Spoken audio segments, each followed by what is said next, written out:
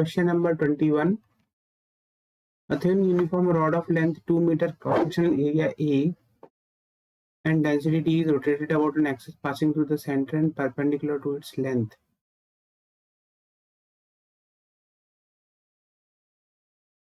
With angular velocity omega. If value of omega in terms of the rotational kinetic energy E is this, value of alpha is. तो पहले तो ये समझ लो कि actually हो क्या है, कैसे रहा है। ये रॉड है ना, और ये इस एक्सिस के अबाउट रोटेट कर रही है, passing through its center and perpendicular to its length. इसके अबाउट पास कर रही है और इसके अबाउट ये रोटेट कर रही है।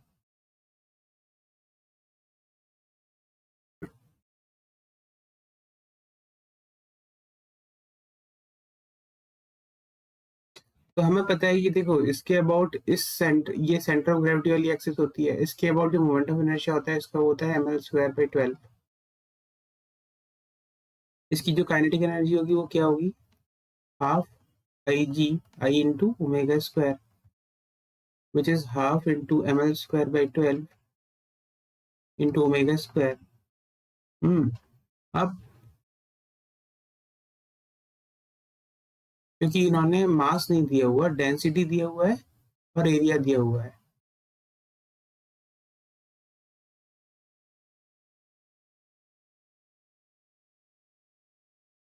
तो जो मास होगा हम जानते हैं mass is equal to density into volume होता है। तो ये यहाँ पर डेंसिटी सिग्मा है, वॉल्यूम हो जाएगा area into cross section area into इसका लेंथ। अगर लेंथ हमने ये लिया हुआ है, इसका क्रॉस सेक्शन एरिया ऐसा है।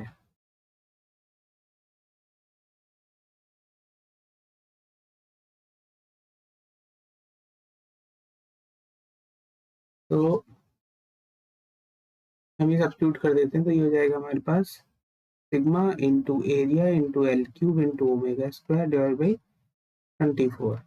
वैल्यूज डालेंगे, काइनेटिक एनर्जी आ जाएगी। काइनेटिक एनर्जी इन लोगों ने ई दिया हुआ है, E is equal to sigma, sigma कहाँ है, डेंसिटी डी दी थी, तो डी ए L³ लेंथ 2³ है, 2³ ओमेगा स्क्वायर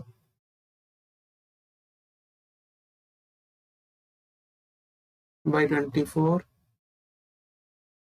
तो ये 3 हो जाएगा, यानी कि omega square is equal to 3E/A/D, और ओमेगा की वैल्यू हो गई हमारी √3E/AD।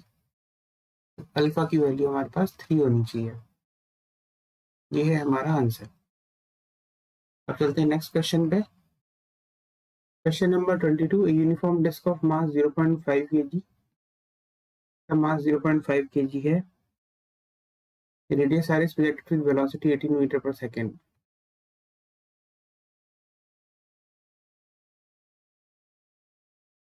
Rough horizontal surface. It starts off with a pure sliding motion at t equal to 0. After 2 seconds, it requires pure rolling motion.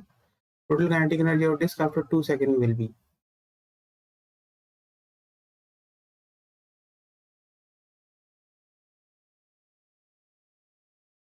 देखो जब पहली बार जब ये स्लाइड करना स्टार्ट करेगा t इज इक्वल टू 0 पर, पहले तो इसके ऊपर एक फ्रिक्शन फोर्स लगेगा, है ना, इधर की तरफ, पीछे की तरफ, वो होगा म्यू इंटू एम जी। तो उसकी वजह से जो एक्सेलरेशन होगा, डिसेलरेशन जो होगा वो होगा minus mu into M g divided by m minus mu into जी।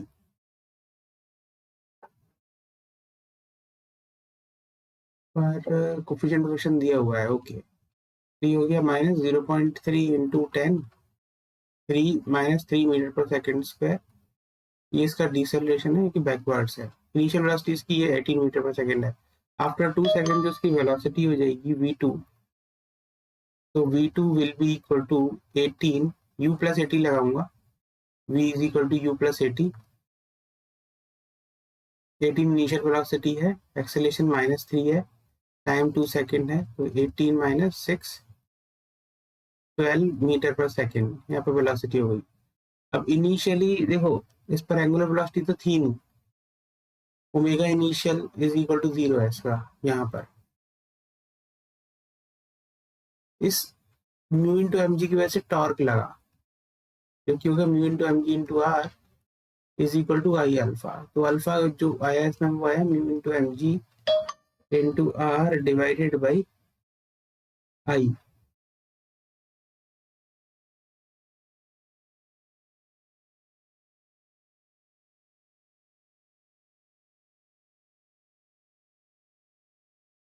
तो ये हो गया mu into M G into R is by I.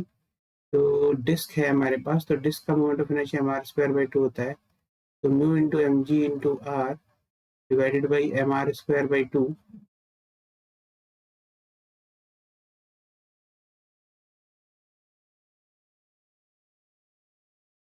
To mu G by R, ये अल्फा हो गया। तो हमारी जो ओमेगा होगी फाइनल, ओमेगा एफ जो आएगी यहाँ पर इस पोजीशन में, वो होगी omega initial plus alpha t. Omega initial 0 था, अल्फा हो जाएगा 2 mu g f i r, यानी कि 2 into 0.3 into 10 divided by radius इसका, विच इज 6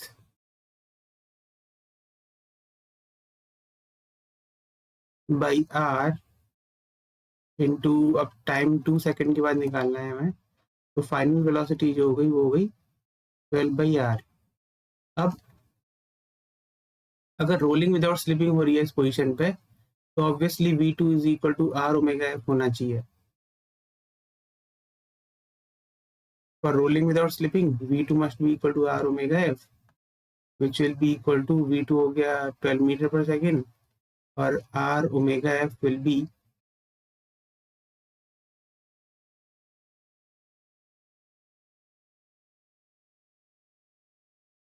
तो ये तो हो रहा है, रोलिंग विदाउट स्लिपिंग हो रहा है यहाँ पे, है ना, तो ये ठीक है।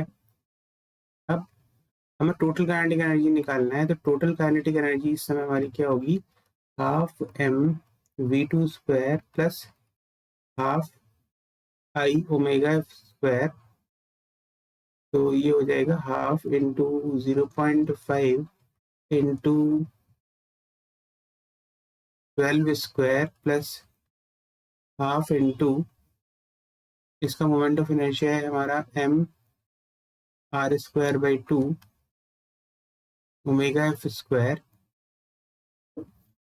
आर ओमेगा एफ जो है वो है हमारी वी एफ वेलोसिटी, तो 0.5 by two into 12 square 1 plus 1/2 M V square बाहर ही हो जाएगा, है ना। तो ये हमारा जो आंसर आएगा 0.5 into 12 divided by 2 into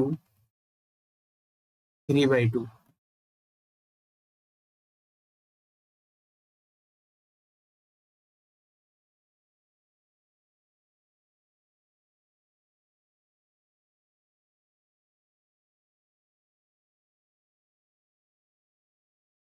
12 into 12 into 3/8।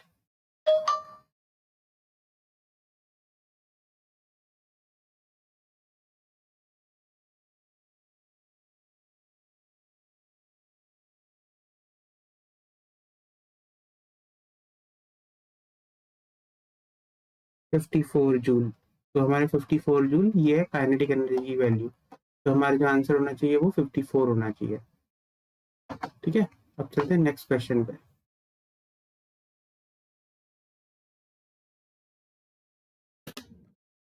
Question number 23 is two discs of same mass and different radii are made of different materials such as their thickness are 1 centimetre and 0.5 centimetre. देखो इसको ऐसे देखो, ये है disc,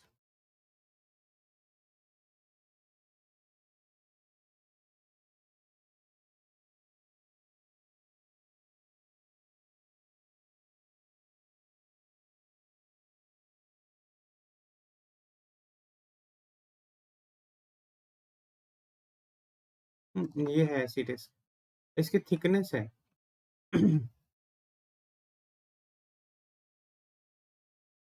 ऐसी thickness, ये thickness ये मान लो,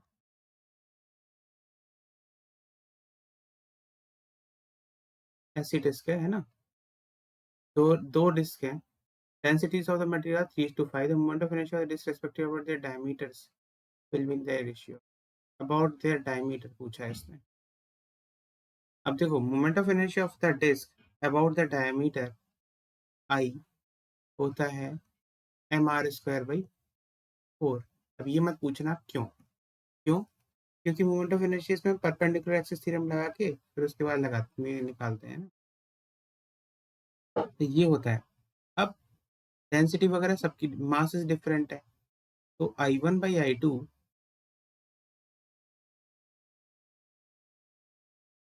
सेम मास है, डिफरेंट रेडियाई है।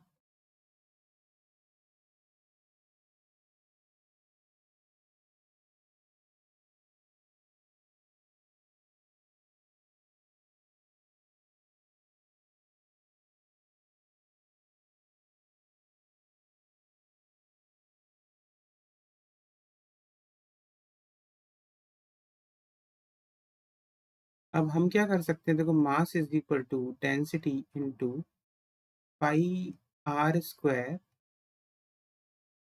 इंटू टी, हो जाएगा इसका volume, volume into density is mass, ये कर सकते हैं हम, है ना? अब मास m1 के लिए जो होगा ρ1 into pi r1 square into thickness, ये डिफरेंट है, ये t1 हो जाएगा। मास m2 जो हो जाएगा वो हो जाएगा ρ2 into pi r2 square into t2। इससे हम क्या निकालेंगे ना, देखो इससे हम निकालेंगे r1 और r2, I1 जो हो जाएगा वो हो जाएगा mr1²/4, I2 हो जाएगा हमारा mr2²/4। अब इन्होंने मास तो सेम दिया है, तो I1/I2 का जो रेशियो होगा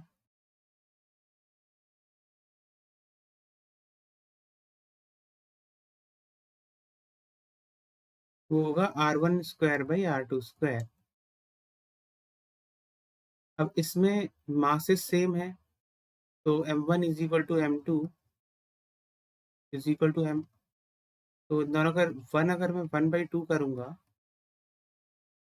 तो 1/2 मुझे देगा 1 is equal to ρ1 r1 square into t1 divided by ρ2 r2 square into t2। इससे मेरे पास रिलेशन क्या आएगा कि r1² / r2² must be equal to ρ2 t2 by ρ1 t1। Density ρ1 by ρ2 3/5 है, यानी कि 5/3 हो जाएगा। t2/t1 है 1/2/1, ये हो जाएगा यानी कि 5/6। तो मोमेंट ऑफ इनर्शिया का जो रेशियो है वो 5/6 है।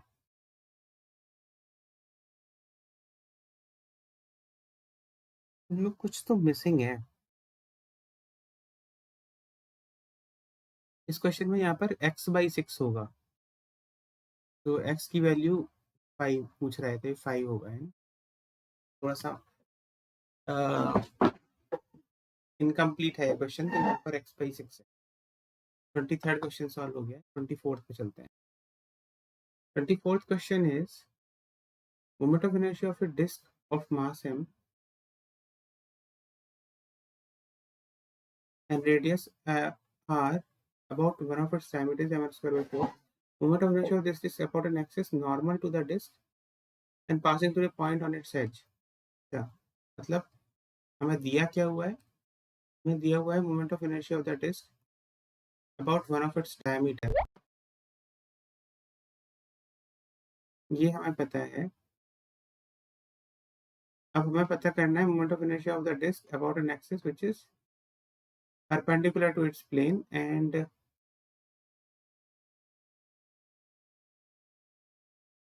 passing through one of its edge।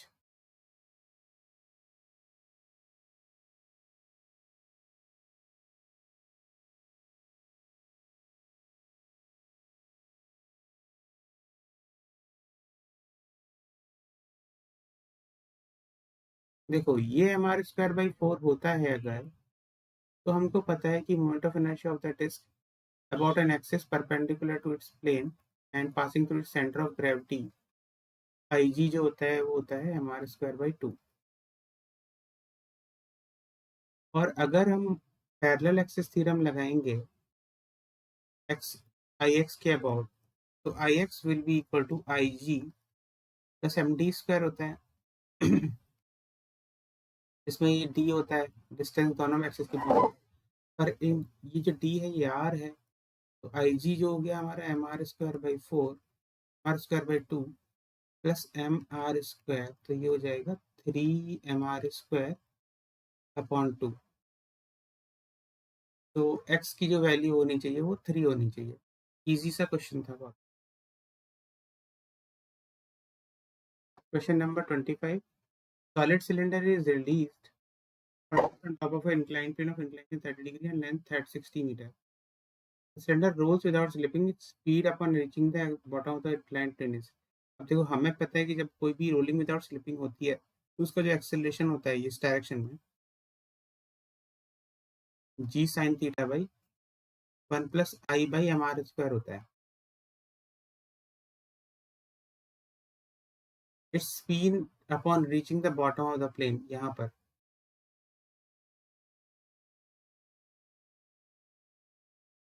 तो यहाँ पर इसकी वेलोसिटी 0 थी, तो हम लगा सकते हैं v square minus u square is equal to 2a s, जिसमें ए की वैल्यू जी साइन थीटा है, तो g into sine 30 divided by solid cylinder है 1 plus 2/5 mr square divided by mr square, ये कैंसिल कर दो, तो जी बाई 2 बाई 7/5, तो 5g/14 ये हो जाएगा। तो u 0 है तो v is equal to V square is equal to 2 into 5g/14 into distance जो 60 सेंटीमीटर है 60/100, 10 इंटू 60/14 इंटू 100, ये कैंसिल हो गया 30/7,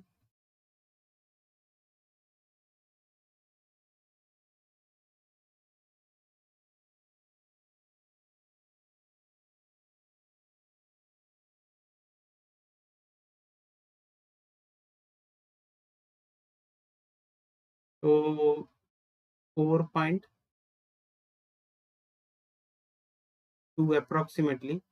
इसको अपन अप्रोक्सीमेट कर सकते हैं ना, अप्रोक्सीमेटली अपन इसको 4 लिख सकते हैं, तो वी की वैल्यू जो होगी 2 मीटर पर सेकेंड हो जाएगी। अप्रोक्सीमेट आंसर है ये, क्योंकि अप्रोक्सीमेट ही आंसर चाहिए होता है हमें इसमें, तो 2 मीटर पर सेकेंड हो जाएगा। ठीक है, 25th क्वेश्चन सॉल्व हो गया है। Question number 26।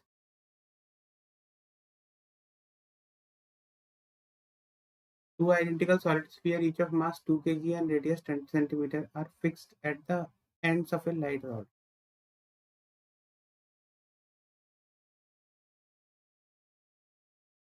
अरे क्वेश्चन तुमने पहले भी किया था, यानी मुझे याद आ रहा है। यार देखते हैं, सिमिलर क्वेश्चन कॉपी करके दे दिए क्या? जेईमेन में पहले भी आया था, लेट पहले 2023 में भी आया, 24 में भी आया। देखना पिछले वीडियो में आपको मिलेगा। मास 2 kg है, रेडियस 0.1 मीटर है, fixed and the separation between the centers of the sphere is 40 centimeter, ये 0.4 मीटर है ना। Moment of inertia of the system about an axis perpendicular to the passing through the middle point. अब हाँ, ये same type का question था बिल्कुल, number values different होंगी, मिडिल से पास हो रही है। अब जो इसका मोमेंट ऑफ इनर्शिया होगा वो राइट वाले का होगी, दोनों बिल्कुल सिमेट्रिक है, रॉड का मास है नहीं, तो इसका जो मोमेंट ऑफ इनर्शिया होगा हम जानते हैं इस एक्सिस के अबाउट, सेंटर वाली एक्सिस के अबाउट जो होता है 2/5 mr square.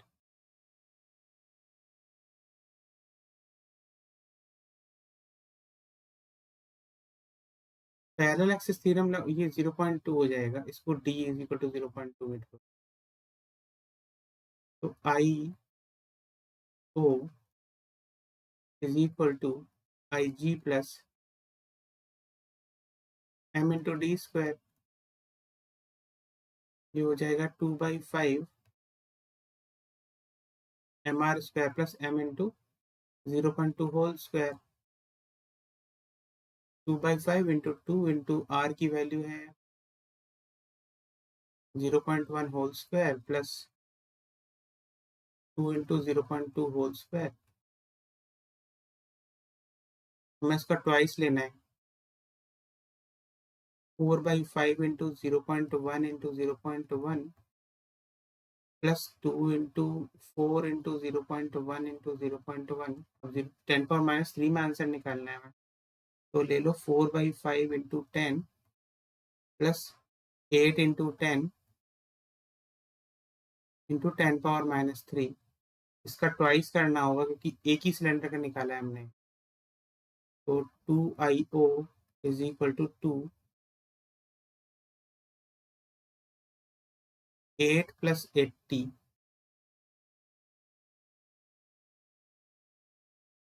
88 into 2 into 10⁻³ it should be 176 into 10⁻³ kg metre square, तो 176 हमारा आंसर होना चाहिए। 26 क्वेश्चन सॉल्व हो गए।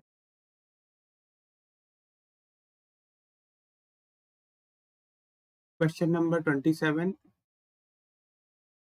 a ring in solid sphere rotating about an axis passing through the center have same radius of gyration, axis of rotation is perpendicular to the plane of the ring। देखो radius of gyration for ring जो होगा M K square, इसको moment of inertia M are square होता है,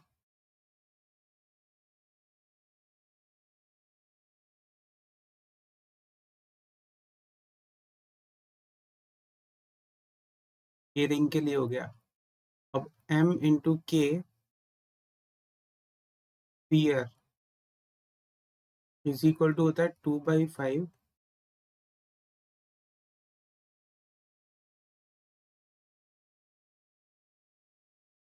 इनका mass same है क्या?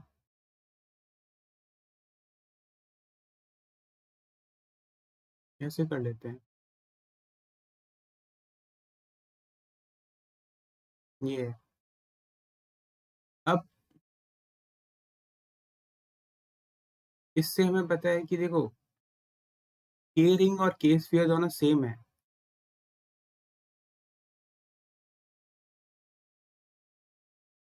तो होगा क्या उससे? उससे ये होगा कि इन दोनों का स्क्वायर भी सेम ही होगा, r1 square must be equal to 2/5 r2 square, तो r1/r2 is equal to root over 2/5, तो x की वैल्यू तो 5 आ गई। ये तो बहुत ही इजी क्वेश्चन था, ये क्या है यार।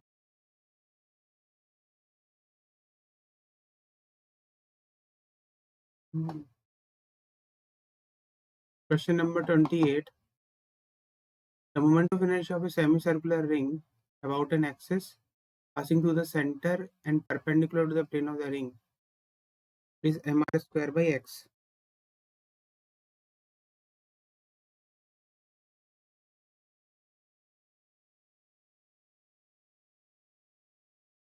देखो पहले तो सेमी सर्कुलर रिंग के बारे में देखो, ये है सेमी सर्कुलर रिंग। अब इसके बारे में क्या है कि इस एक्सिस के अबाउट इसका मास m है, तो इसका रेडियस अगर r है, तो इसका मोमेंट ऑफ इनर्शिया जो होता है IO वो mr स्क्वायर ही होता है। कंफ्यूज मत करना, उस रिंग का इस इतने पार्ट का मास कैपिटल M दिया तो इसका moment of inertia mr square होगा। अगर पूरी रिंग का मास कैपिटल M होता है तब भी ये कैपिटल M r स्क्वायर होता है ना, वो डिपेंड है कि मास कितने पार्ट में डिस्ट्रीब्यूटेड है।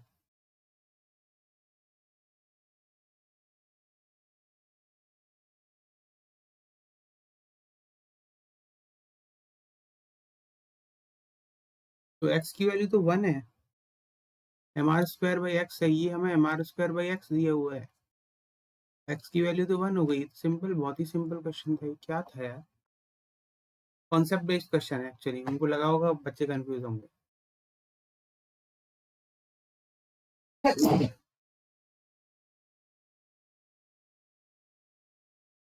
This is question number 29।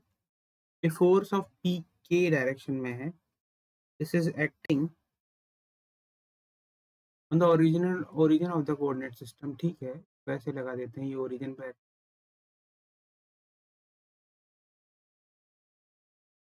The torque about the point 2, -3 is this. अच्छा,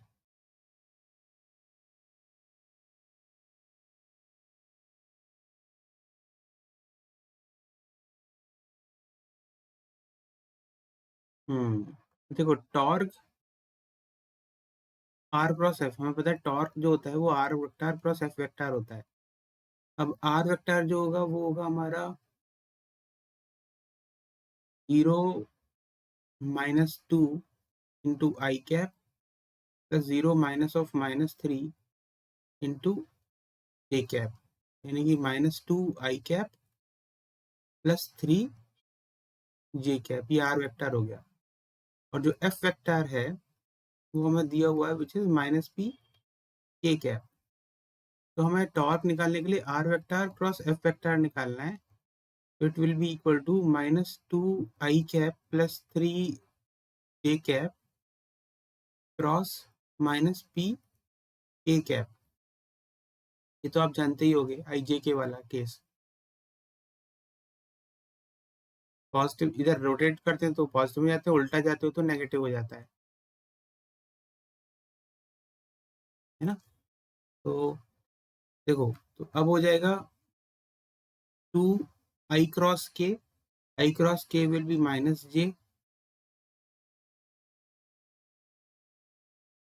-3p, j क्रॉस के इज आई, आई कैप। तो हमारा जो वो हो गया वेक्टर, हो ये टॉर्क जो हो गया वो हो गया -2j कैप -3p आई कैप, जो कि आई कैप जे पे कैप में लिखोगे तो -3p I cap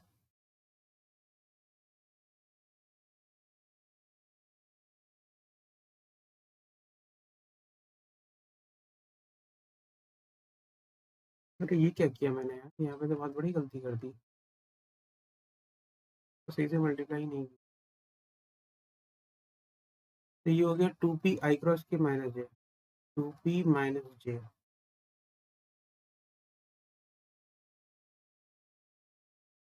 -2p J cap.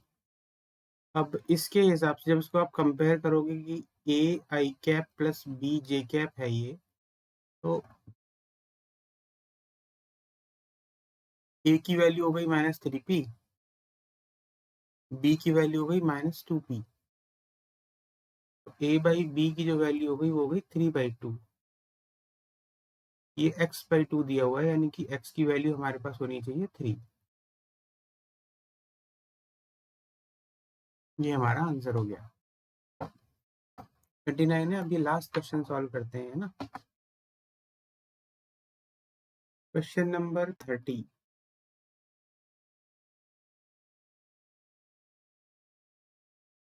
A solid sphere of mass 500 gram, mass 0.5 kg है, radius 0.05 metre, with angular speed omega हमें 10 रेडियन पर सेकेंड दिया हुआ। Moment of inertia of sphere about its tangent is this time its angular momentum about its diameter। पहले तो moment of inertia about its tangent निकाल लेते हैं।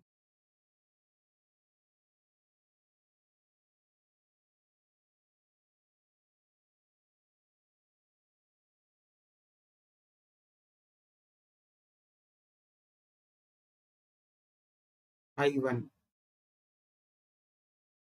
जो होगा सॉलिड स्फीयर है ना, पैरेलल एक्सिस थ्योरम लगाएंगे अगर हम, इसकी जो डायमीटर के अबाउट पहले निकालेंगे है ना, इस सेंटर के अबाउट। इसका जो मोमेंट ऑफ इनर्शिया होता है IG, वो 2/5 mr² होता है plus m into R square, है ना।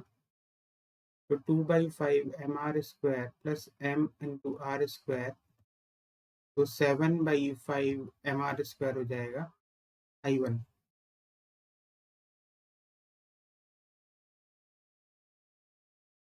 और angular momentum about its diameter,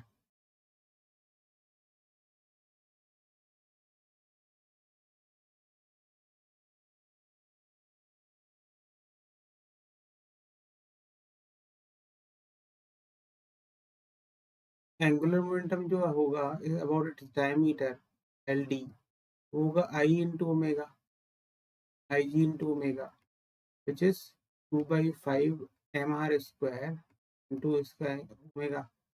तो हमें इन दोनों का रेशियो चाहिए।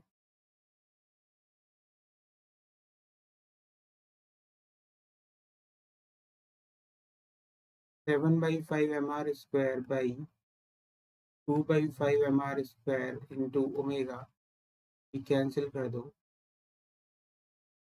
7/2 ओमेगा, तो 7/2 इंटू ओमेगा की वैल्यू 10 दी हुई है,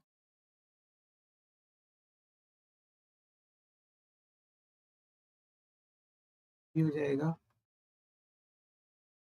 3.5 इंटू 10⁻⁻1। 10⁻⁻2 दिया हुआ है, तो यहाँ पे 35 हो जाएगा, 35 इंटू 10⁻⁻2, 35 होना चाहिए इसका आंसर। 35 इसका आंसर। तो क्वेश्चन सॉल्व हो गए। नेक्स्ट क्लास में अपन फिर इसके आगे बढ़ेंगे। All the best, thank you.